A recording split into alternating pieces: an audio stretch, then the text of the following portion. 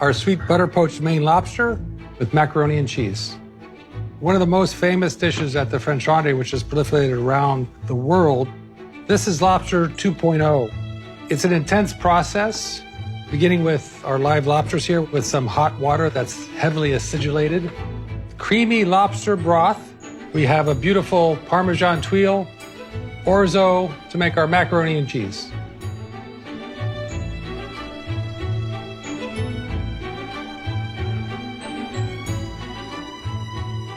My most favorite memories of lobster were a broiled lobster with a little ramekin of drawn butter, clarified butter with a lemon juice in it. When I was a young cook, the way we treated lobsters in our restaurants was we would cook them in a court bouillon, which was water that was acidulated with lemon, had some herbs in it, maybe some garlic. The prerequisite for it was 7 minutes per pound. And then we would take the lobsters out of the shell, chill them down, and then use them in our recipes throughout the evening. To me, they always tasted a little off, and off meaning they weren't that memory of lobster, broiled lobster with butter that was so fond for me. So I wanted to figure out a way to remove the lobster meat when it was still raw, so we could treat it like we do our fish. We don't pre-cook our fish or anything else before we then set it in mise en place for preparation later. We cook our fish a la minute.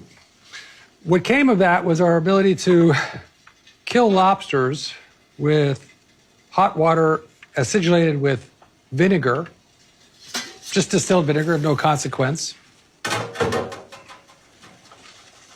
The vinegar helps the albumin in the lobster contract, so pulling it away from the shell a little bit. Of course, the hot water does the same thing. And the result of this, we're able to remove all of our lobster meat while it's still raw, or 90% raw, okay?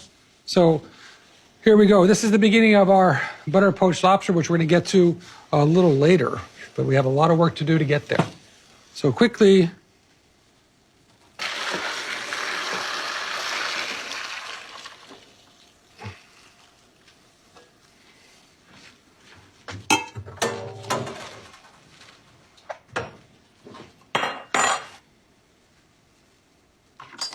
now we're gonna let that steep there probably for about 1.5 minutes, maybe 2 minutes. You can see the shell is already starting to turn a little bit of orange. The tail is curling under, which is normal when you cook a lobster. We're gonna remove the meat from the tail, the claws, the knuckles, which we call knuckles, which actually aren't knuckles. They're the arm that attaches to the body from the claw. And I'm gonna show you a neat little trick to pull the meat out of the legs here as well. So working quickly. I mean, we all know that our lobsters, we have to buy our lobsters live. We don't wanna ever buy our lobsters that are dead. It's just not gonna be good. We're gonna took our arm, break that down to remove the claw. I'm gonna put the claw back in the water along with what we call the knuckle. Same thing on the other side. The claw requires a little more temperature than the tail does. We can remove these are incidental, the meat that we're gonna pull out of here. We're just gonna keep them in the water, make sure that they come out.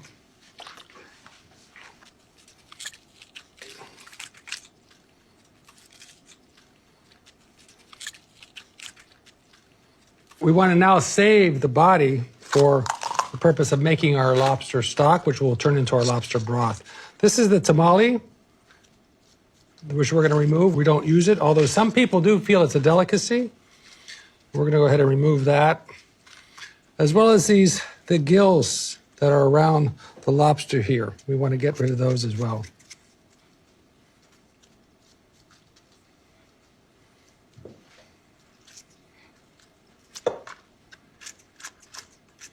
So this will become our lobster stock, which will then turn into our lobster broth, which becomes our base for our macaroni and cheese.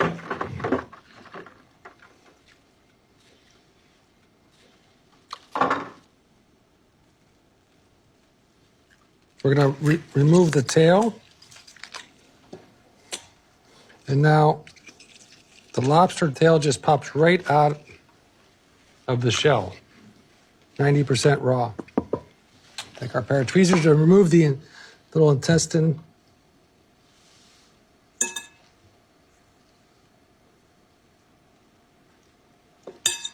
And there we go. Same thing.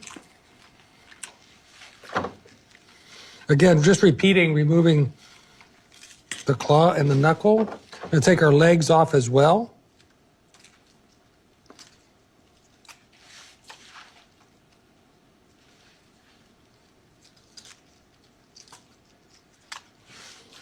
Separating the tail from the body. And then I'm going to remove the outer shell from the body and pull the tamale off.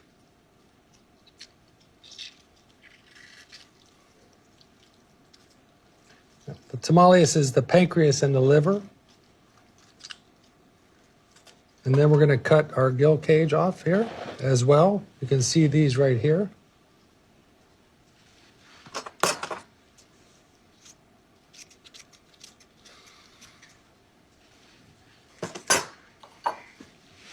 The shells don't have a lot of flavor in them. I know some people do use the shell. It's really about the body, which where all the flavor is.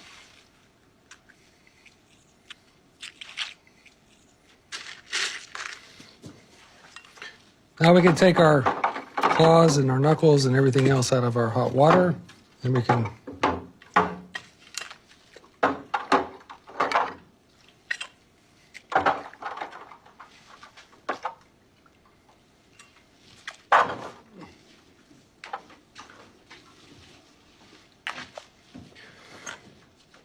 the claw, I want to remove the bottom by turning it back and forth.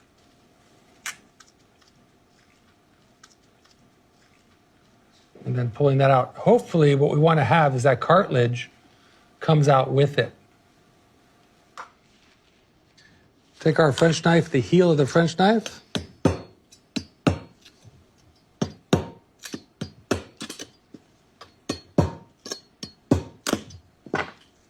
Want to snap that. And then gently pull that claw out of there.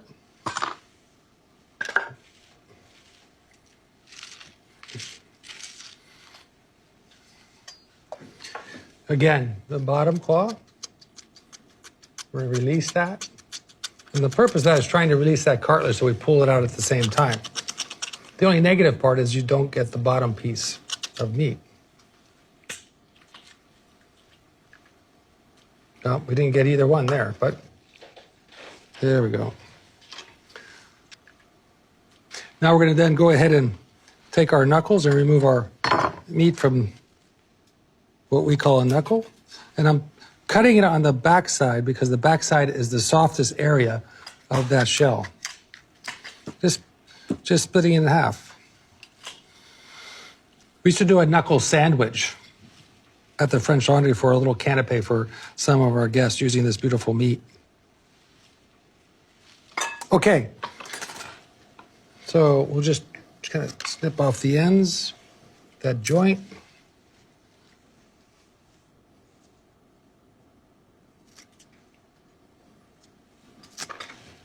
Okay, I'm going to clean up a little bit here.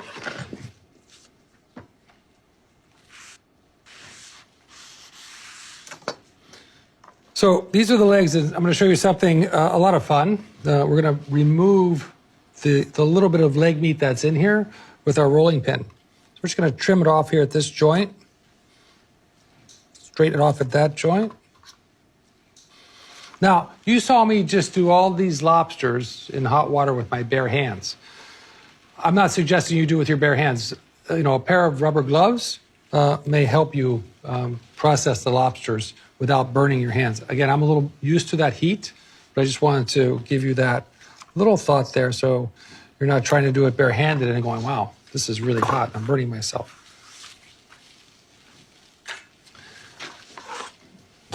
We're just going to take a rolling pin, kind of push down on it, and watch that meat just come out of there.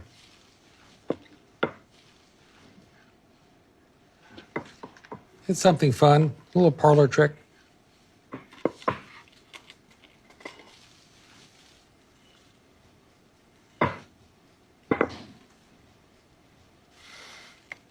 Just pressing down on the rolling pin, using the rolling pin to crush the leg and push it on up, and then that'll extract that little bit of leg meat. Okay, and there we have it. Here's our lobster carcass, which we're going to now turn into our lobster stock.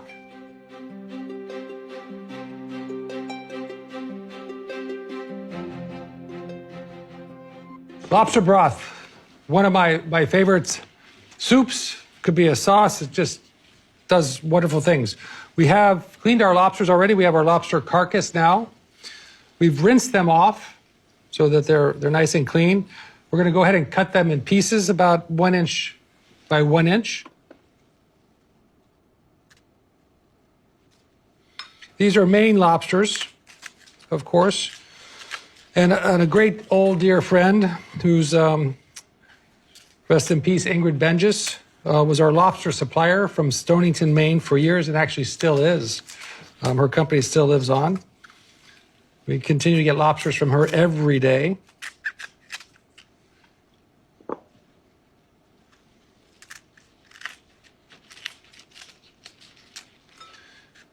We want to expose as much surface as possible to extract as much flavor as we can. It's really all about that lobster flavor. And again, one of the things that we love about the way we've cleaned our lobsters is the carcass, the meat is almost raw. And therefore, we can treat it in the same way we do our veal stock or our chicken stock, lamb stock. And we always start with raw bones. We never have any of that kind of pre-cooked flavor that I was so used to as a young chef. We get that nice fresh lobster. We have our sautoir, right? We're gonna add a little bit of oil. We always cook with vegetable oil, so whenever I say oil, it's always gonna be that vegetable oil. We would never use any other oil to cook with, olive oil. No, we're gonna use a high flash point oil, canola, coconut, avocado, grapeseed. These are the kind of oils that we use as our workhorse. They don't have a lot of flavor to them, which we don't want to have. They're very neutral in flavor, and of course act as that cooking vehicle. So heated our pan, we're going to add our lobster body, or lobster, like I like to say, lobster carcass. Okay. And we're just going to, just get these slightly cooked, not a whole lot. We have 4 lobsters here, and I can immediately smell. It almost smells like Maine. I'm going to add our tomato, chopped tomato.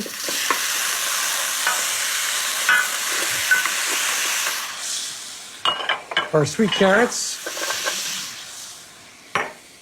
Our tarragon. And our water.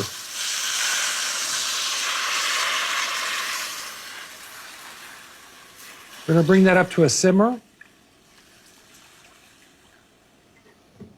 I'm going to always set my stocks off center of the fire, which allows me to skim off the impurities as they start to rise. The heat pushes them to one side. So when I'm skimming, it's all the impurities are collecting on one edge. So we're going to go ahead and let that simmer for 45 minutes.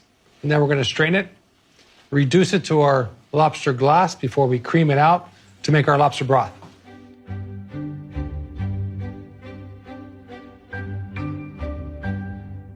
Beautiful. Our lobster stock has been simmering for 45 minutes. We've skimmed it. You can see how beautiful this is now. It's very clear. It's almost like a lobster consommé. But we're going to go ahead and strain it. And when we strain it, we're going to actually crush the bodies to extract even more of that lobster flavor. And of course, we want to also crush the vegetables, which give us the sweetness, and the tomatoes, which are going to give us that beautiful orange color that we recognize in our lobster stock. And then ultimately in our lobster broth.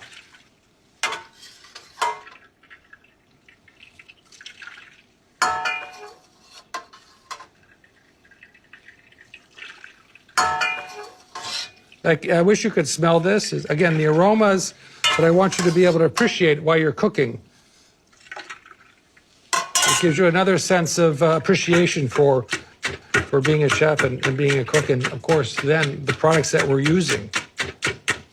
Okay, so you can see that I'm pushing through all of that, the bodies, the vegetables, the flavor from the tarragon.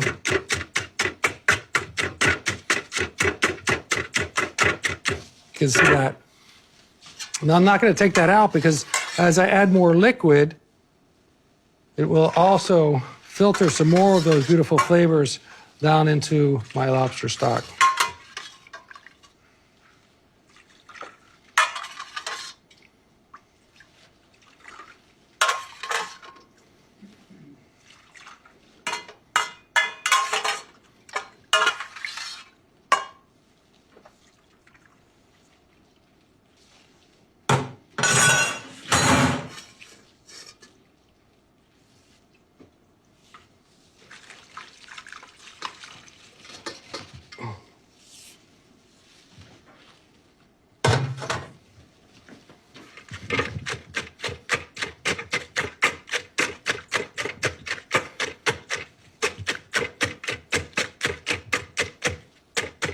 All those wonderful juices from the vegetables and the lobster bodies. You can see how crushed up they are.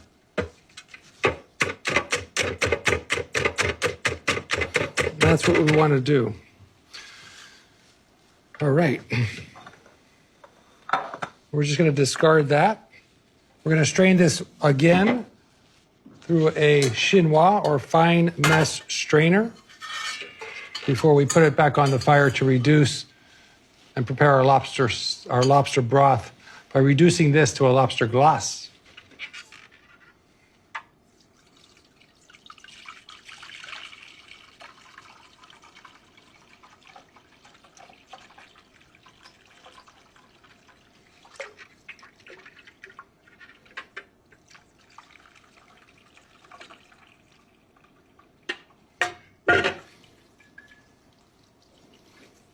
I never push on a fine mesh strainer.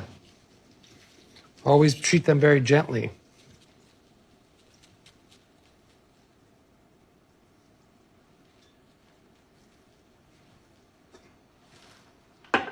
Bring that back over to our fire. And I'm going to offset it in the same way I've done our stock. If there are any more impurities that are in the stock, we'll force them to one side to be able to skim off very easily. The reason we don't force anything through a fine mesh strainer, because they're very fragile, and we don't want to rip the screen from the frame. And I've seen that happen dozens of times, or accidentally poke a hole through the mesh. Okay, our lobster stock is reducing.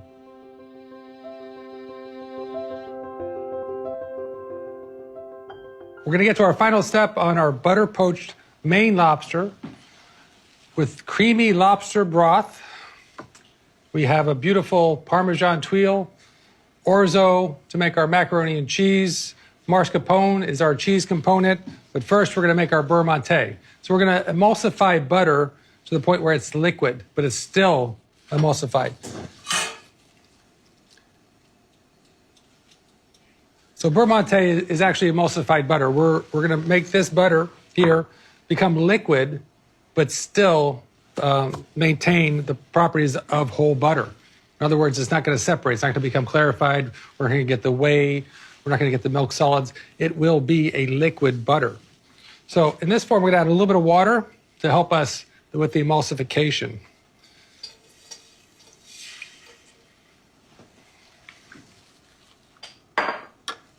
And the butter is really cold, which is good. I've got a whisk here.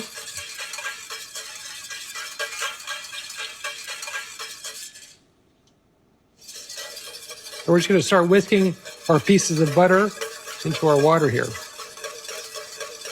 Now, sometimes you've seen beurre blanc sauces, which is a reduction of white wine vinegar, shallots, and white wine emulsified with butter. It's the same principle.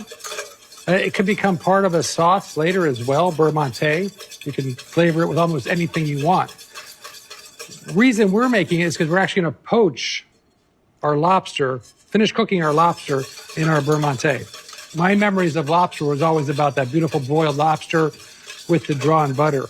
This is the closest thing I come to having that flavor.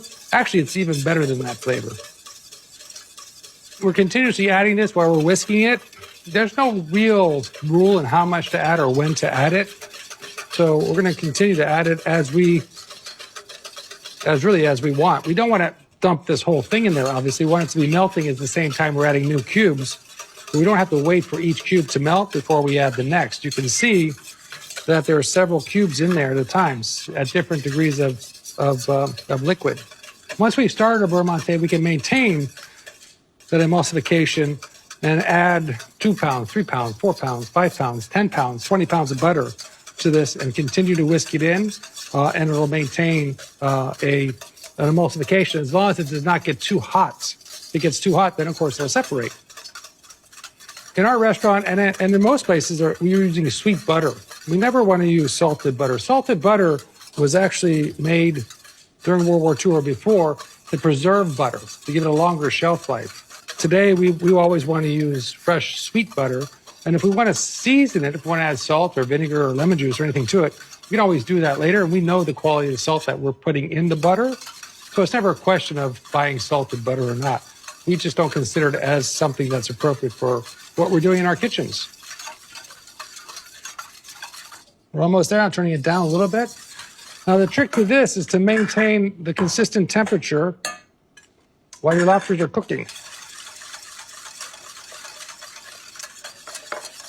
Just gonna add a little more water. One thing here which we have to understand is it's a very luxurious dish. We've put a whole pound of butter in here. In our restaurant, we would continue to probably put 19 more pounds of butter in there to be able to use for our service for lobster that night. I'm gonna add a little more water to give me a little more volume without using more butter because I wanna be considerate of the cost of our ingredients for all of us at home.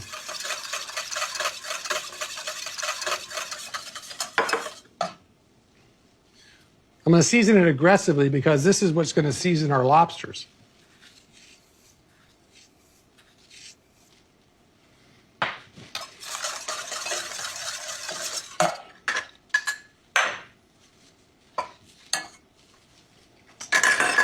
It is salty. It's at a beautiful temperature right now. I'm going to go ahead and switch the burner on this and put it up front and go ahead and put our lobsters into our beurre monté to begin cooking, or poaching, as we call it, poaching in beurre monté, or, as we all know, butter poached lobster.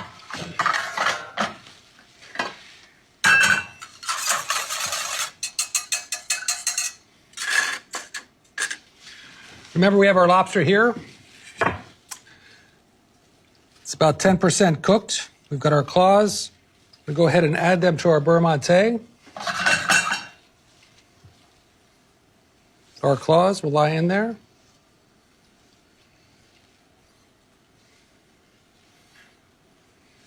We've trimmed them a little bit, so we made them a little more aesthetically appealing by trimming some of the shards that we pull them out of the claw. We've also trimmed our lobster tail just slightly so it can sit flat. We're going to go ahead and do our orzo. This is our creamy lobster broth. I know when I say broth, most of us think of something that's clear, but we've taken our lobster broth, reduced it to a lobster glass, and added cream to it, so we call it a creamy lobster broth.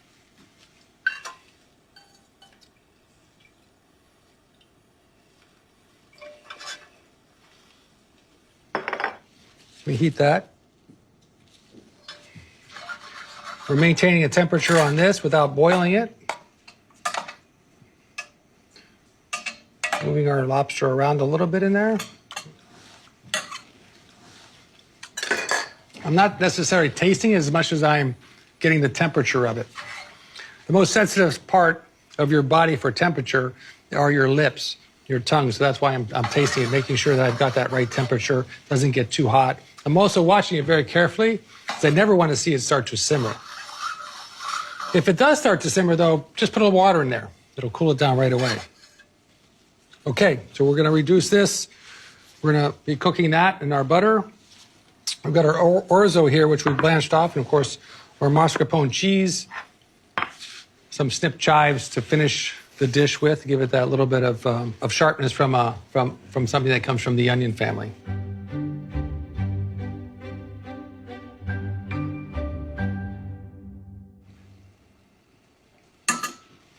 Couple more minutes here.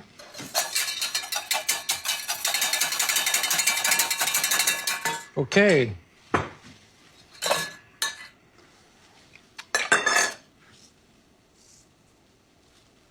We'll go ahead and add our orzo now.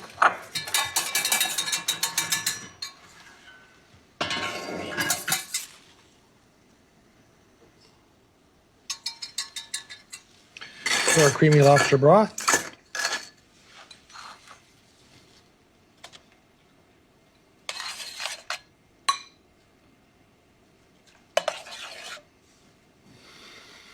You could use any pasta you like.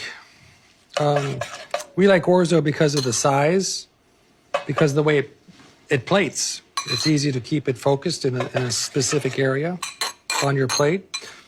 There's no reason why you couldn't use elbow macaroni or even spaghetti if you wanted to. Remember, we call it macaroni and cheese, but we're not really using macaroni. We are using orzo. I'm going to add my mascarpone cheese. Remember, because we are cooking our pasta in our broth, our creamy lobster broth, we only want it done about a third of the way so that we can continue to cook it in the broth and thus the orzo itself really capturing and absorbing the flavor of the lobster broth.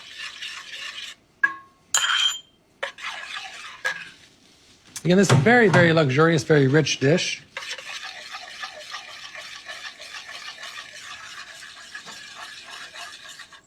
You want to be careful. You don't really want to do this too far ahead of time.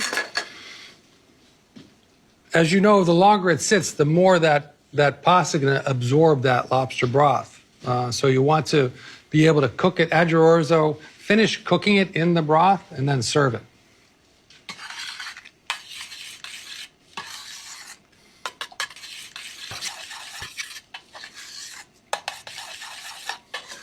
The starch in the orzo, as it continues to cook, really tightens up that lobster broth.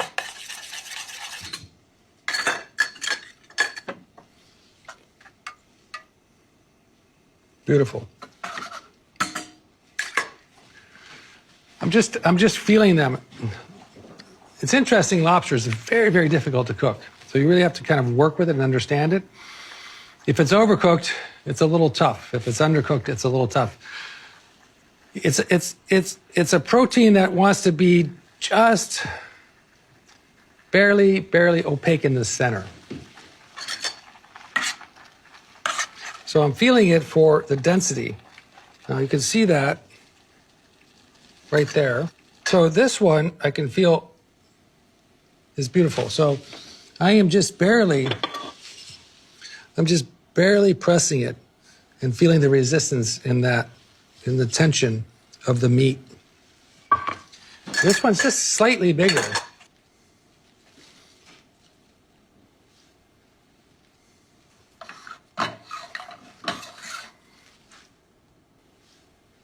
It's a little more underdone than this one, if you could see. So I'll just drop that back in for another moment.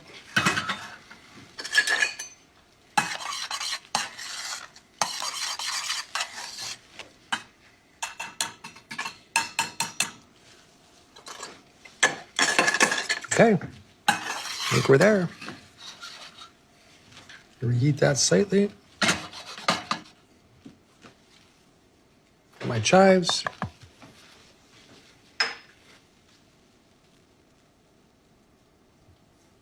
Mix them up.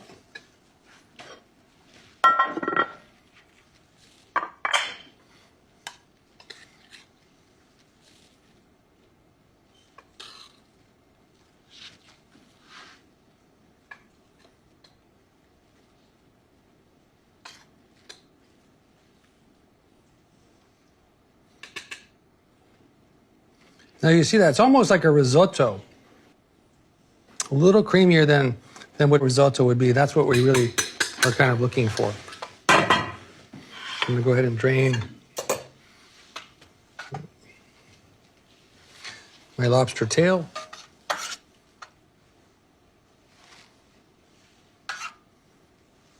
And 2 claws. Season them tightly.